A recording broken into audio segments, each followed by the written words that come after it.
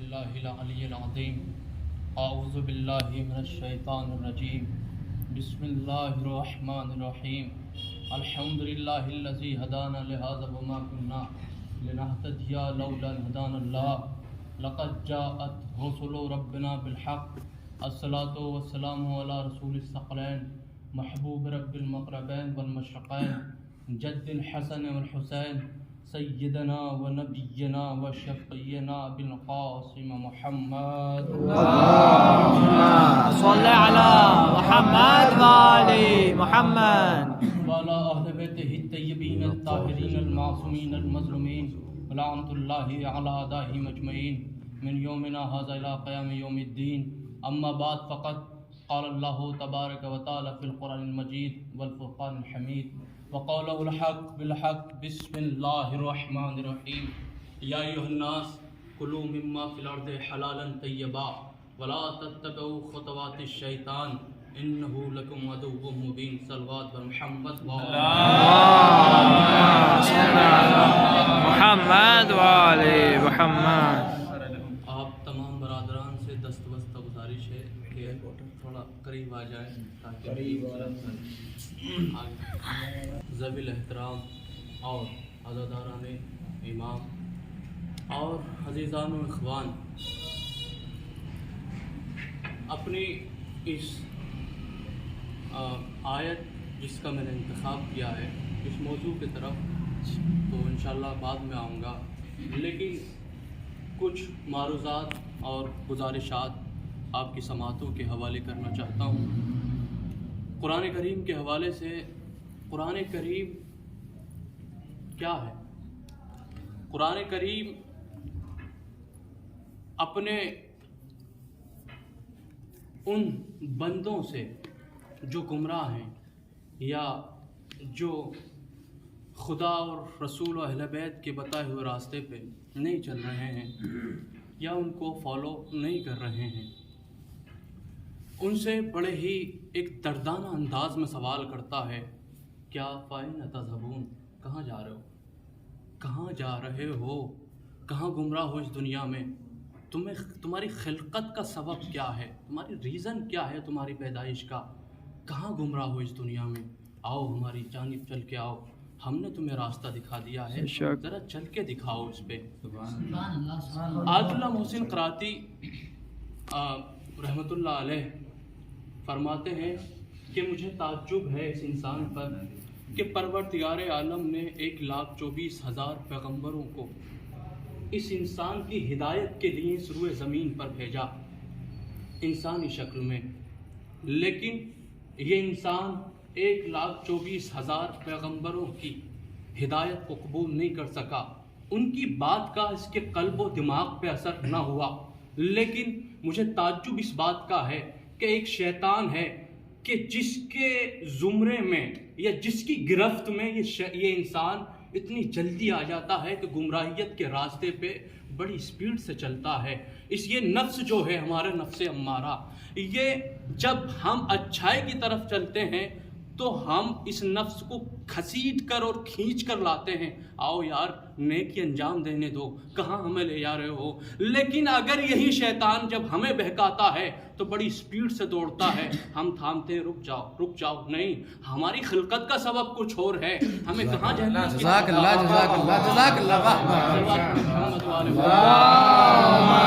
صلی علی محمد و آل محمد۔ سبحان اللہ بھائی، واہ۔ ہماری خلقت کا سبب کچھ اور ہے، ہماری خلقت کا سبب کچھ اور ہے۔ خدا کی نعمتیں، خدا کی بلیسنگز بے شمار ہیں، بے پناہ ہیں۔ دنیا کے سب سے امیر ترین ریچسٹ پرسن، امیر ترین انسان نے کیا کہا؟ خدا کی نعمتوں کو جب دیکھا، کہا کہ if you born poor it's your not mistake but if you die poor it's your mistake۔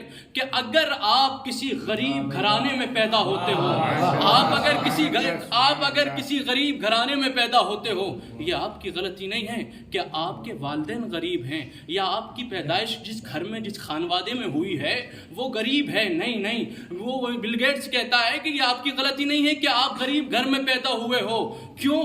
غلطی کب ہے؟ بل گیٹس کہتا ہے کہ غلطی کب ہے آپ کی؟ غلطی تب ہے آپ کی کہ جب آپ غربت کے عالم میں مر جاتے ہو، کیوں پوچھا گیا ایسا کیوں؟ کہا کہ خدا کی نعمتیں، خدا کی بلیسنگز انکاؤنٹیبل ہیں، انسان کی طرف متوجہ نہیں ہو پاتا۔ صلوات پر محمد والا محمد۔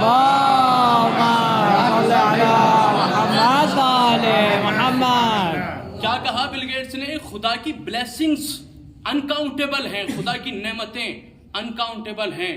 ہمیں خدا کی نعمتوں کے حصول کے لیے جد و جہد کرنی چاہیے۔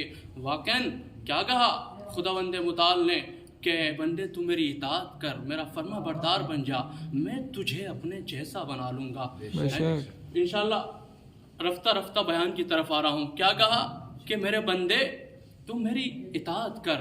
اب جس آیت کا میں نے اپنے تقریر اور اپنے خطاب کے لیے انتخاب کیا ہے، اس آیت کی طرف آتا ہوں، انشاءاللہ وقت زیادہ نہیں لوں گا۔ کہا کہ یا ایھا الناس کلوا مما فی الارض حلالا طیبا ولا تتبعوا خطوات الشیطان انہ لکم عدو مبین۔ کہا کہ دنیا کے تمام افراد سے، کسی مسلم بندے سے نہیں، یا کسی ایک مذہب یا دھرم یا ریلیجن کے فالو کرنے والے سے خدا کا خطاب نہیں ہے، کسی ایک بندہ مومن سے یا کسی ایک نبی پیغمبر امام سے خدا کا خطاب نہیں ہے۔ خدا کہتا ہے یا ایھا الناس، دلیل یہ ہے کہ خدا اپنے بیان میں الناس کی لفظوں کا استعمال کر رہا ہے۔ کہا کہ اس الناس کے زمرے میں تمام انسان آتے ہیں، چاہے وہ مشرک ہو، کافر ہو، مومن ہو۔ یا ایھا الناس، یا ایھا الناس، اے لوگوں، اس الناس کے زمرے میں چاہے وہ کافر ہو، مشرک ہو، مومن ہو، متقی ہو، خدا کے رولز کو فالو کرتا ہو، اہل بیت کو فالو کرتا ہو، کسی ایک سے بھی خطاب نہیں۔ روئے زمین پر جتنی بھی آدم کی سنتان ہے، جتنے بھی ابن آدم اس روئے زمین پر آئے گئے، گزر گئے، آنے والے ہیں، ان سے سب سے خداوند عالم نے کہا یا ایھا الناس کلوا مما فی الارض حلالا طیبا، اے لوگوں زمین سے حلال و پاک غذا کھاؤ۔ حلال و پاک، دیکھیے ایک چھوٹی سی بات اور میں عرض کر دوں، میں نے جہاں تک اپنی اس طالب علمہ زندگی میں اسٹڈی کی ہے، جتنا اسلام نے انسان کے اوپر فورس کیا ہے حلال غذا کھانے کے لیے، میرے حساب سے جہاں تک میری اسٹڈی ہے، وہاں کسی بھی دھرم نے، کسی بھی ریلیجن نے اتنا فورس اور اتنا فوکس نہیں کیا حلال رزق کے اوپر۔ بے شک کیا اتنا فورس اور اتنا فوکس نہیں کیا؟ کیا کہا خدا نے؟ یا ایھا الناس کلوا مما فی الارض حلالا طیبا، اے لوگوں زمین سے حلال اور پاک غذا کھاؤ۔ کیوں کھاؤ؟ حلال اور پاک غذا کھاؤ۔ یہاں تو حکم دیا، آگے اس آیت میں آگے کیا کہا ولا تتبعوا خطوات الشیطان، حلال غذا کھاؤ اور شیطان کے قدم بقدم نہ چلو، اس کی پیروی نہیں کرو۔ کیوں نہیں کرو؟ ریزن بھی خدا بتا رہا ہے، بھائی کیوں نہیں کرو؟ ریزن کیا بتا رہا ہے؟ ریزن یہ بتا رہا ہے انہ لکم عدو مبین، اس لیے کہ وہ تمہارا کھلا ہوا دشمن ہے، کھلا ہوا دشمن ہے۔ اب دیکھیے میں سامنے کی مثال دیتا ہوں، ہمارے والدین، ہم نے دیکھا ہوگا ماشاءاللہ سے، جب ہم اسکول میں، مکتب میں یا پھر کالج یونیورسٹی میں جاتے ہیں، پڑھتے ہیں، تو والدین بڑے ہی پیار بھرے انداز میں کہتے ہیں کہ میرے لال، میرے لاڈلے، میری بیٹی، میری دختر، آپ پڑھو، اور آپ کے بابا جانی ہیں یا آپ کے بڑے ہیں آپ کے پیچھے، جو بھی خرچہ آئے گا ہم دیں گے، آپ اسٹڈی پہ فوکس کرو، اونلی اسٹڈی پہ فوکس کرو، ٹھیک ہے؟ اسی طرح خدا، لیکن یہ خدا کے انداز کو اپنایا گیا۔ خدا کیا کہتا ہے کہ کھاؤ زمین سے حلال و پاک غذا، تو جب کہہ رہا ہے کہ کھاؤ زمین سے حلال و پاک غذا، تو ظاہر سی بات ہے جب وہ حکم دے رہا ہے تو دے گا بھی، تو وہ دے گا بھی۔ اچھا وہ دیتا کس طرح ہے؟ وہ دیتا کس طرح ہے؟ تھوڑا سا بس جناب مریم کی حیات طیبہ پر روشنی ڈالنا چاہتا ہوں۔ جناب مریم، کون مریم؟ حضرت عیسیٰ، خدا کے پیغمبر کی والدہ گرامی، کہاں رہتی ہیں؟ بیت المقدس میں، بیت المقدس میں رہتی ہیں، اور کام کیا ہے؟ صرف خانہ خدا کی دیکھ بھال، اس کی رکشا کرنا اور اس میں خدا کی عبادت کرنا، یہ کام ہے۔ اور مریم کو کون دے رہا ہے؟ کوئی کام تو ہے نہیں، لیکن ان کی جو کفالت، پرورش، دیکھ بھال کر رہے ہیں وہ کون کر رہے ہیں؟ ان کے چچا جناب زکریا، کسی نے ماموں کہا، کسی نے چچا کہا، تاریخ میں الگ الگ، لیکن جناب زکریا کا دستور عمل یہ تھا کہ جب زکریا بازار میں یا مارکیٹ میں، عام لفظوں میں کہہ رہا ہوں، بازار میں یا مارکیٹ میں جب جایا کرتے تھے تو بیت المقدس کا تالا لگا کر کے جایا کرتے تھے، اور جب پلٹتے تھے واپس تو مریم کے پاس پھلوں کا تشت دیکھتے تھے اور پوچھتے تھے میری لاڈلی مریم یہ بتاؤ یہ کہاں سے آئے ہیں؟ تو مریم کہتی تھی کہ اے میرے چچا جان، اے پیغمبر خدا، یہ خدا کی جانب سے تشت آیا ہے۔ تو یہ تو مریم ہے کہ جن کے لیے جنت سے خدا تشت بھیجتا ہے، لیکن ایک خاتون ایسی بھی ہے کہ جس کے ہاتھوں کی بنی ہوئی روٹیاں جنت جائے۔ جزاک اللہ، جزاک اللہ۔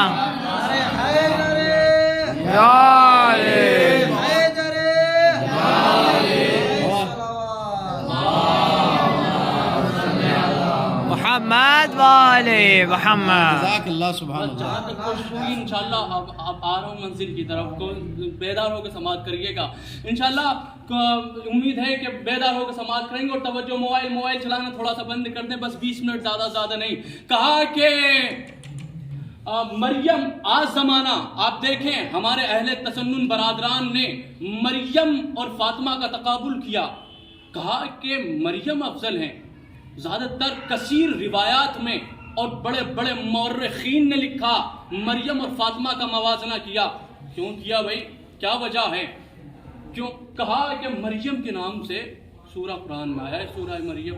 چلو ٹھیک ہے، دلائل انہوں نے پیش کیے، لیکن جب امام وقت پردہ غیب میں چلے گئے اور جانے کے بعد ان کے بعد جو بادشاہ تخت نشین ہوا، اور تخت نشین ہونے کے بعد اس نے کہا کہ بھئی عجیب مسئلہ ہے، کچھ علماء کا کہنا ہے کہ فاطمہ افضل ہیں، کچھ کا کہنا ہے مریم افضل ہیں، لیکن میں نے آج یہ دربار اس لیے سجوایا ہے، مجھے پوچھنا یہ ہے، آج ثابت اس دربار میں یہ کرنا ہے کہ افضل کون ہے؟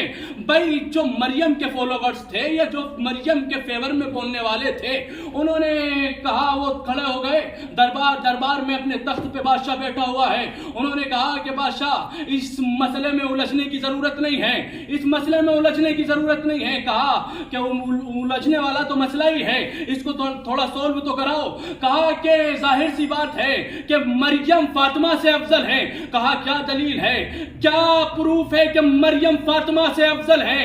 کہا کہ بادشاہ پروف یہ ہے، دلیل یہ ہے کہ مریم کے نام کا قرآن مجید میں پروردگار عالم نے ایک سورہ نازل کیا، سورہ مریم۔ اور کہا ٹھیک ہے ایک دلیل تمہاری ہو گئی۔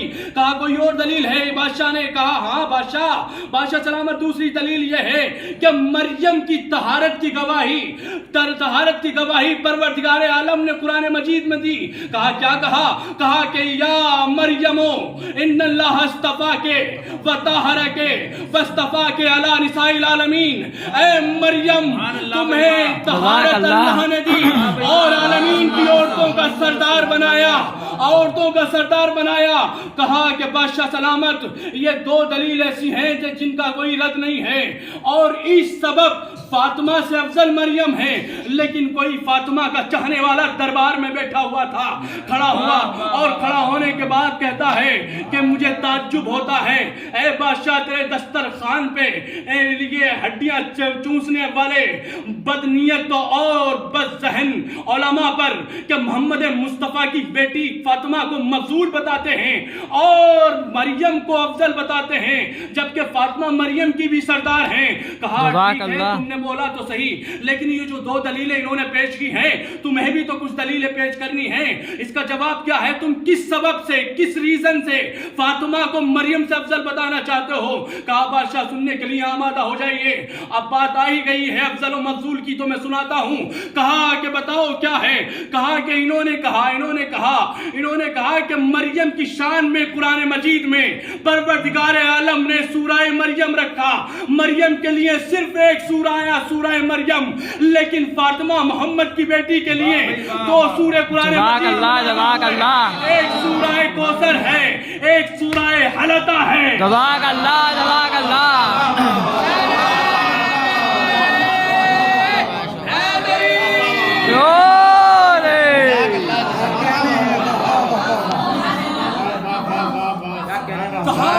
انہوں نے کہا کہ مریم کے لیے قرآن مجید میں سورہ مریم آیا، لیکن فاطمہ محمد کی بیٹی کے لیے قرآن مجید میں یوں تو پورا قرآن آل محمد کا قصیدہ پڑھتا ہے اگر بات دیکھی جائے تو، لیکن 2 سورے شہزادی کی شان میں نازل ہوئے، اس کے بعد کہا کہ اس نے دلیل پیش یہ کی ہے کہ پروردگار عالم مریم کے لیے کہتا ہے یا مریمو ان اللہ اصطفاکے وطہرکے واصطفاکے علی نساء العالمین، اے مریم اللہ نے تمہیں انتخاب کیا، عالمین کی عورتوں کا سردار بنایا اور تمہیں طہارت کی۔ مریم کے لیے صرف قرآن مجید میں اللہ نے ایک لفظ کا استعمال کیا، لیکن شہزادی فاطمہ کے لیے پروردگار عالم نے کہا وَيُطَهِّرَكُمْ تَطْهِيرًا۔ جزاک اللہ، جزاک اللہ۔ کہا کہ مریم کے لیے کہا وطہرکے، مریم تمہیں پروردگار عالم نے طہارت دی، صرف ایک لفظ مریم کی طہارت کے لیے استعمال ہوا، لیکن شہزادی کے لیے کہا کہ وَطَهَّرَكُمْ تَطْهِيرًا۔ اس کے بعد کہتا ہے، بادشاہ کہتا ہے کہ تمہارے پاس کچھ اور دلائل ہیں فاطمہ کے فیور میں؟ کہا کہ ہاں میں اور بیان کرنا چاہتا ہوں۔ کہا کہ بیان کرو، اگر نہیں بیان کر پائے آگے تو دونوں دلیلوں کے انوسار دونوں برابر ہو جائیں گی۔ کہا نہیں، اگر میں آگے اپنی اور دلائل پیش نہ کروں تو میرا سر دربار سر قلم کر دینا۔ کہا کہ میں اب آگے بیان کرنا چاہتا ہوں۔ بادشاہ کہتا ہے بیان کر۔ کہا کہ کیا کہا کہ مریم کے لیے صرف ایک سورہ قرآن میں نازل ہوا مریم، اس کے بعد ایک لفظ طہارت کا مریم کے لیے استعمال ہوا، لیکن شہزادی فاطمہ کے لیے 2 لفظ طہارت کے استعمال ہوئے اور 2 سورے شہزادی کے لیے قرآن میں نازل ہوئے۔ اس کے بعد بادشاہ کہتا ہے آگے کیا دلیل ہے، بیان کرو، پیش کرو۔ کہا کہ دلیل یہ ہے کہ مریم کا صرف ایک بیٹا معصوم ہے عیسیٰ، لیکن فاطمہ کے 12 بیٹے معصوم ہیں۔ جزاک اللہ، جزاک اللہ، بہت عمدہ۔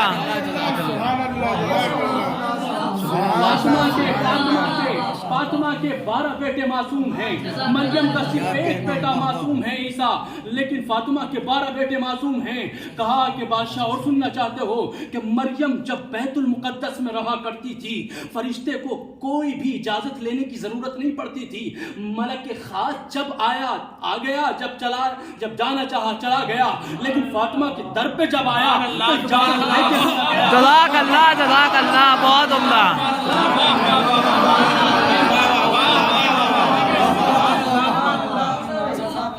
کہا کہ فاطمہ کے در پہ جب آیا تب اجازت لے کے آیا اور کہا کہ بادشاہ سلامت آخری دلیل سن لو اور ان ساری دلیلوں کو سائڈ رکھو، آخری دلیل میں تمہاری بارگاہ میں عرض کرنا چاہتا ہوں بادشاہ سلامت۔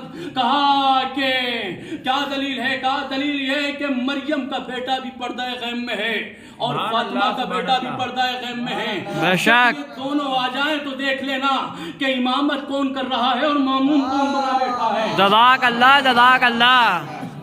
شہزادی کی عظمت دیکھیں، شہزادی کی صلوات پڑھیں محمد والے محمد۔ کیا تاریخ ہے، کیا تاریخ ہے، خدا کی قسم کیا تاریخ ہے، کیا شہزادی کی عظمت ہے، کیا فضائل و کمالات ہیں۔ شہزادی سے کیا تقابل فاطمہ، شہزادی سے کیا تقابل مریم کا، مریم کی خود سردار فاطمہ ہیں۔ اور کیا خدا کی قسم عبد اللہ بہاء الدین نے تو یہاں تک کہ کہہ دیا کہ یہ جو کہا جاتا ہے کہ جب شہزادی روزے محشر تشریف لائیں گی تو تمام انبیاء اپنی اپنی نظروں کو خم کر لیں گے، جھکا لیں گے۔ یہ سبب کیا ہے، کیوں؟ کہا کہ کیا وہاں محرم نامحرم والا مسئلہ نہیں ہے قیامت کے روز، وہاں یہ سارے مسائل ختم ہو جائیں گے۔ معاملہ یہ ہے کہ فاطمہ کا نور اتنا ہوگا کہ انبیاء کی آنکھیں بھی خیرہ ہو جائیں گی۔ جزاک اللہ، جزاک اللہ۔ فاطمہ کا نور اتنا ہوگا کہ انبیاء کی، پیغمبروں کی آنکھیں بھی خیرہ ہو جائیں گی۔ اور کیا شان و شوکت ہوگی فاطمہ کی روز محشر آنے کی۔ میر انیس نے کیا خوب کہا، کس جلالت اور کس شان و شوکت کے ساتھ فاطمہ کی سواری روز محشر آئے گی۔ میر انیس نے کہا کہ شکوہ سے محشر میں جب آئیں گی بطول اور جائیں گی بہشت میں وہ دل برے رسول، دیکھیں گی شیان علی کو جو دل ملول، ہوگا حکم حق کے دعا ہے تیری قبول۔ ارے کیا دیکھتی ہے فاطمہ، کیا انتظار ہے، بخشش میں ان سبوں کی تجھے اختیار ہے۔ جزاک اللہ جزاک اللہ جزاک اللہ جزاک اللہ۔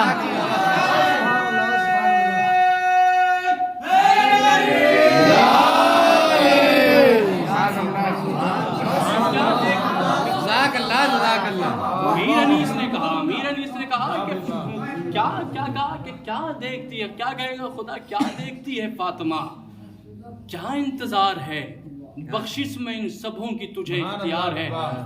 روایت میں ملتا ہے کہ شہزادی اپنے چاہنے والوں کو اس طرح چن لیں گی جس طرح ایک مرغ اچھے دانوں کو برے دانوں میں سے چن لیتا ہے۔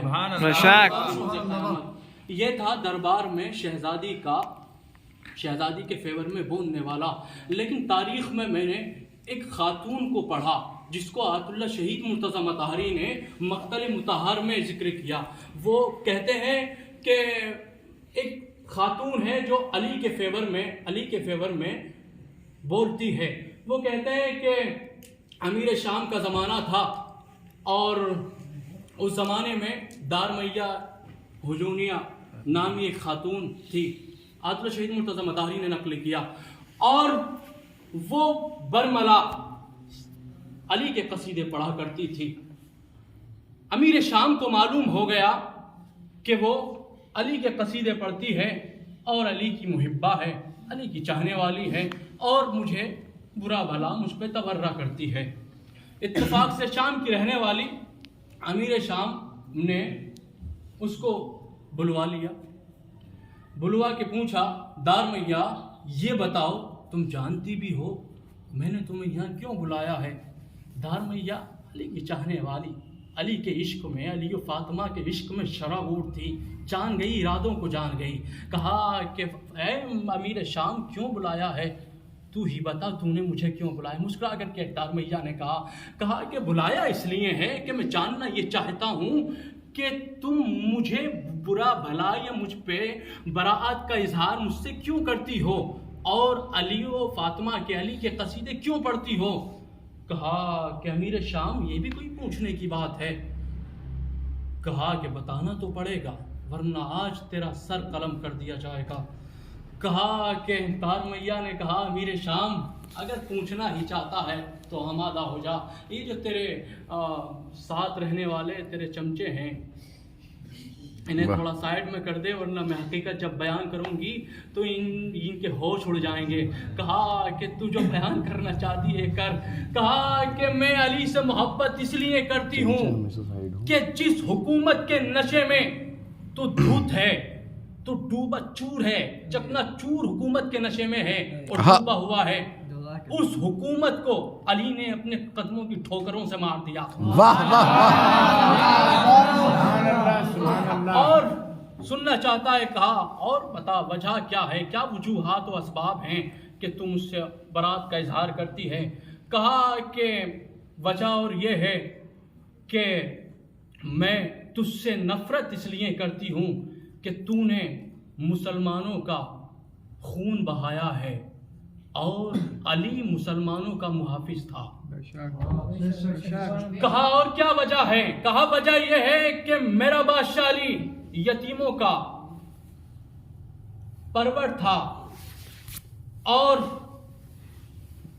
میرا علی یتیم ران بیواؤں کا محافظ دیکھ بھال رکھوالا تھا، اور تو حکومت کے نشے میں اپنے تخت پہ بیٹھا ہوا، نہ ان کی کوئی پرواہ کرتا ہے، کون بھوکا سو گیا، کس کو کیا پریشانی آئی تیری حکومت میں، اس غاصبانہ حکومت میں۔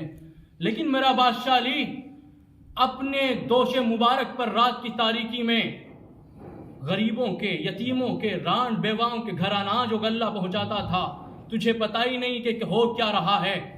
کہا ٹھیک ہے۔ امیر شام کو اس کی یہ باتیں بری لگی اور امیر شام نے کچھ نازیبا کلمات دارمیہ کو کہے۔ دارمیہ مسکرائی، جب مسکرائی تو امیر شام نے پوچھ لیا کہ میں تمہیں برا بھلا کہتا ہوں اور تم مسکرا رہی ہو، وجہ کیا ہے؟ کہا مجھے معلوم تھا کہ تو یہ کہنے والا ہے۔ پھر میں نے دارمیہ سے عالم تصور میں سوال کر لیا، شہزادی اے بی بی اے علی کی محبہ یہ بتائیے کہ آپ اس کڑے اس کٹھن وقت میں اس ہارڈ ٹائم میں آپ اتنا کیوں مسکرا رہی ہو؟ کہا کہ میں علی کی محبہ ہوں، ہمارا کام ہی تو مسکرانا ہے مشکل وقت میں۔ کہا کہ ٹھیک ہے، آگے بتاؤ تم مجھ سے کیوں نفرت کرتی ہو؟ کہا کہ اور بہت وجوہات ہیں، بہتر ہے نہ سن۔ کہا کہ تو نے علی کی آواز کو سنا ہے؟ کہا کہ ہاں میں نے اپنے بادشاہ علی کی آواز کو سنا ہے، قسم خدا کی میرے بادشاہ علی کی آواز جب دلوں پہ آ کے لگتی تھی تو اس طرح دلوں کی تاریکیوں کو دور کر دیتی تھی جس طرح روغن زیتون زنگ کو صاف کر دیتا ہے۔ واہ واہ واہ واہ واہ۔ کہا کہ ٹھیک ہے، اچھا یہ بتاؤ دار میاں، اگر ہم تمہیں کچھ دیں تو کیا ہمارے قصیدے پڑھ سکتی ہو؟ حضرت شہید مرتضی مطہری لکھتے ہیں مقتل مطہر میں۔ کہا تمہاری کوئی حاجت ہے؟ کہا امیر شام اگر میری حاجت ہے تو کیا پورا کر دے گا؟ کہا ہاں اپنی حاجت پیش کرو، ہم پورا کریں گے، بادشاہ وقت ہیں، تخت پہ بیٹھے ہوئے ہیں۔ کہا کہ اے امیر شام مجھے سرخ بالوں والے سونٹ دے دو۔ دار میاں نے مانگے امیر شام سے۔ امیر شام نے اپنے کارندوں کو کہا کہ 100 اونٹ لائے جائیں۔ 100 اونٹوں کی یہ سرخ بالوں والے بڑا قیمتی اونٹ ہوتے ہیں سرزمین عرب پر، وہی انہی کی ڈیمانڈ دار میاں نے امیر شام سے کی۔ کہا کہ 100 اونٹ مجھے لا کر کے دے دو۔ امیر شام نے اپنے کارندوں سے کہا کہ جاؤ دار میاں کو 100 اونٹ سرخ بالوں والے لا کر کے دے دو۔ جب دار میاں کے سپرد 100 اونٹ کر دیے گئے اور دار میاں جانے لگی تو امیر شام نے کہا کہ دار میاں رکو۔ کہا کیوں روکا ہے؟ کیا کچھ اور سوال کرنا چاہتا ہے؟ کہا سوال تو نہیں کرنا چاہتا، قسم خدا کی دار میاں کا جملہ ہے، میرا کوئی جملہ نہیں ہے، اور اس کو آیت اللہ شہید مرتضی مطہری نے مقتل مطہر میں نقل کیا ہے۔ کہا کہ کیوں روکا ہے، کیا وجہ ہے؟ کہا کہنا یہ چاہتا ہوں خدا کی قسم اگر علی ہوتے تمہیں 1 اونٹ نہ دیتے، میں نے تم کو 100 اونٹ دیے ہیں۔ اب پلٹ کے دار میاں نے جو جواب دیا ہے تاریخ میں اس کی کوئی نظیر و مثال نہیں۔ دار میاں نے کہا امیر شام تو بات کرتا ہے کہ علی ہوتے تو تجھے 1 اونٹ نہیں دیتے، میں نے 100 اونٹ دیے ہیں۔ قسم خدا کی میں کہتی ہوں کہ اگر میرا بادشاہ علی ہوتا 1 اونٹ تو کیا 1 اونٹ کا بال بھی نہیں دیتا۔ جملہ سنیے گا دار میاں کا۔ کہا کہ 1 اونٹ کا بال بھی میرا بادشاہ علی نہیں دیتا۔ کہا کہ میرا بادشاہ علی 1 اونٹ کا بال بھی نہیں دیتا۔ دار میاں سے امیر شام نے پوچھا کیوں نہیں دیتا علی؟ کہا دیتا اس لیے نہیں، جو 100 اونٹ تو مجھے دے رہا ہے یہ تیرے باپ کی جاگیر، تیرے باپ کا مال نہیں ہے، یہ مسلمانوں سے چھینا ہوا مال ہے، اور علی نے کبھی مسلمانوں کا مال غصب نہیں کیا۔ جزاک اللہ بہت عمدہ، سبحان اللہ سبحان اللہ۔ یہ جو 100 اونٹ دے رہا ہے یہ تیرے باپ کا مال نہیں ہے، یہ مسلمانوں کا غصب شدہ مال ہے جو تو میرے سپرد کر رہا ہے۔ اور تو کیا سمجھتا ہے یہ جو 100 اونٹ میں لے کے جا رہی ہوں کیا میں ان کو اپنے اوپر استعمال کروں گی، ان سے میرا اپنا خرچہ چلاؤں گی، ان سے اپنی زندگی بسر کروں گی؟ نہیں نہیں، میرے بادشاہ علی نے مجھے اصول زندگی سکھائے ہیں، میں نے سنی ہے اپنے بادشاہ کی تقریریں، یہ اونٹ انہی تک پہنچا دوں گی جہاں سے تو نے چھینے ہیں۔ جزاک اللہ جزاک اللہ جزاک اللہ۔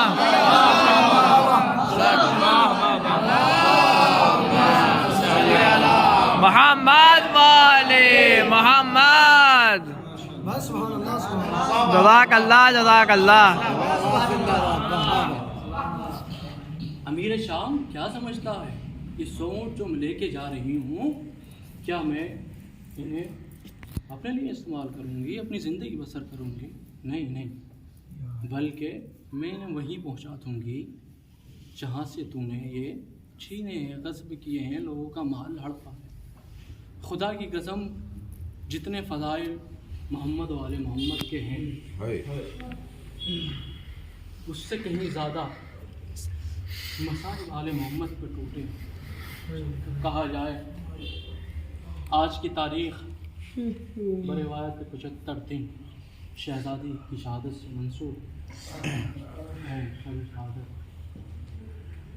شہزادی 18 سال کے سن میں اس دنیا سے چلی گئی، اور شہزادی پر کیا ظلم و مصائب ڈھائے، کیا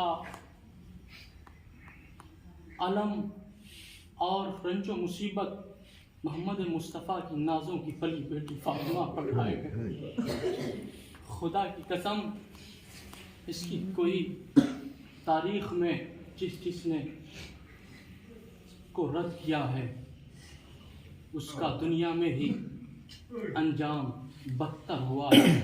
محمد مصطفیٰ کی بیٹی ابھی 3 دن نہ ہوئے تھے یتیم ہوئے فاطمہ کو، کہ ورقہ ابن عبداللہ یزدی کہتا ہے کہ میں نے فاطمہ کے در سے دھواں اٹھتے ہوئے دیکھا تو میں سمجھا، ورقہ کہتا ہے میں سمجھا کہ رسول تو کہا کرتے تھے کہ جس گھر میں موت ہو جائے 3 دن تک اس گھر میں چولہا نہ جلایا جائے۔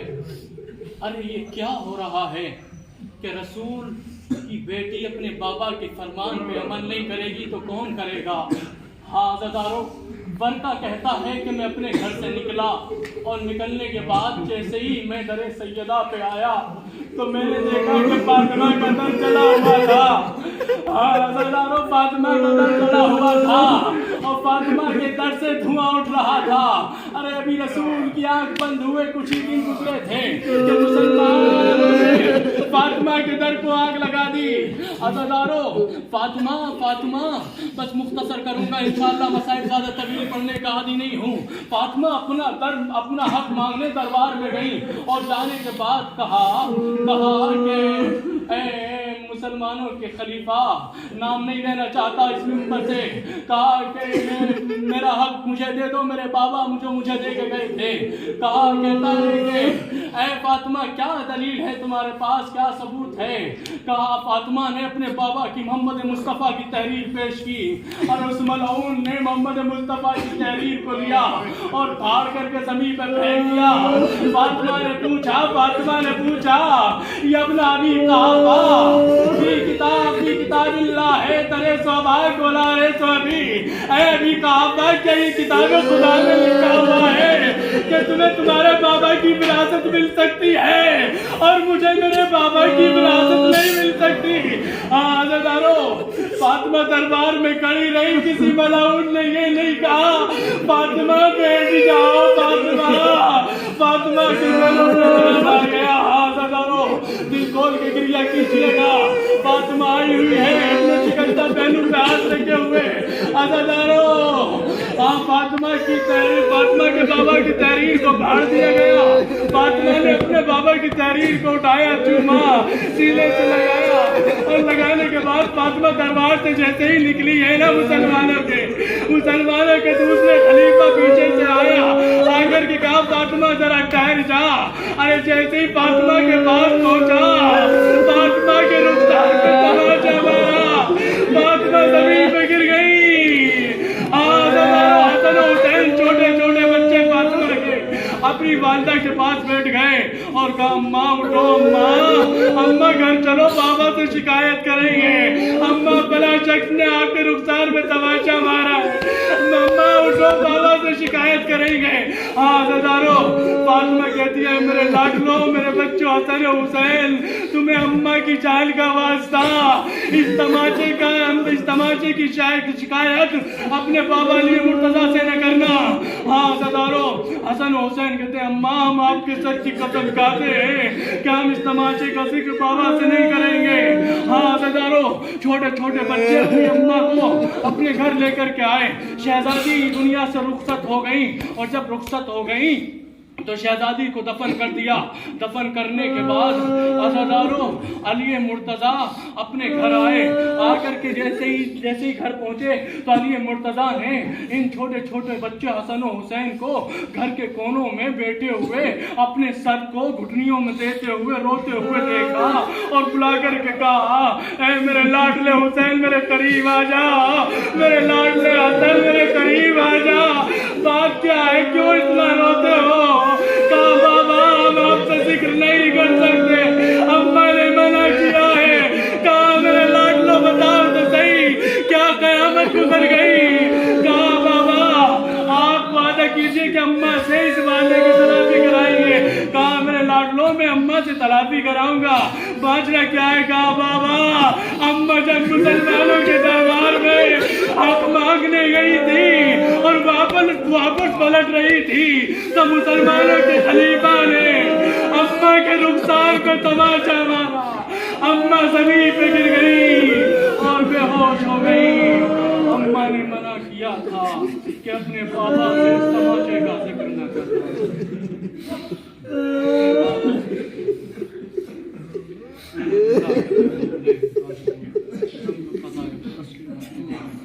माता